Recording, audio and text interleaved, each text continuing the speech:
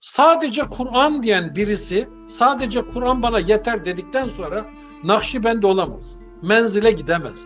Selefi olamaz. Ama bir Nakşi, bir menzilci veya bir Selefi sadece Kur'an diyebilir ve diyorlar. Arayışın, sorgulamanın sonu Kur'an yeter demektir. Bana vekil olarak Allah yeter demektir. Aynı zamanda Selefiliği savunan Abdülkadir Polat Hanzala'yı eleştiriyor.